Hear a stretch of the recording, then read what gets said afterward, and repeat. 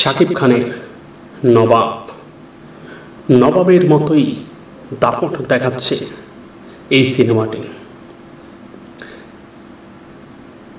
এখন পর্যন্ত ব্যবসায়িকভাবে সবচাইতে সফলতম বাংলাদেশের কোনো সিনেমা। প্রথম 2 দিনে আয় করেছে প্রায় 3.25 কোটি টাকা। বাংলাদেশের ইতিহাসে এত ব্যাপক জনপ্রিয় সিনেমা আগে দেখেনি দর্শকরা। নবাব নিয়ে অনেক রাজনীতি হয়েছে।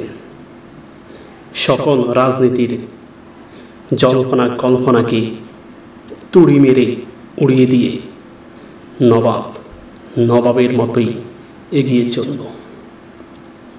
সর্বমোট 125টি সিনেমা হলে মুক্তি পেয়েছে নবাব।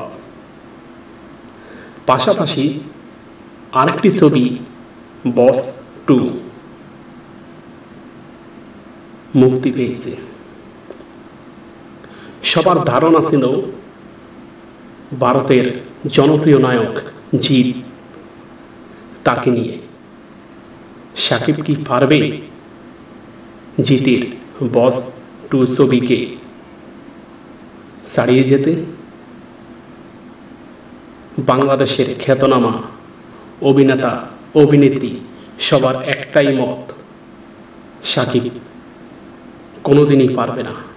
কিন্তু বাংলাদেশের দর্শক আবারও প্রমাণ করে দিয়েছে নবাব সত্যি নবাবের মতো একটি ছবি। সিনেমা হলে গিয়ে যারা ছবি দেখছেন তাদের কাছ থেকে জানা যায় এমন ছবি তারা কখনো কোনোদিন দেখেনি।